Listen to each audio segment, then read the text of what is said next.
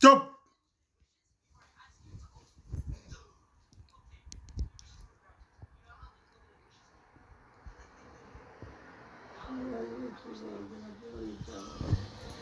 ਚੁੱਪ ਇੱਧਰ।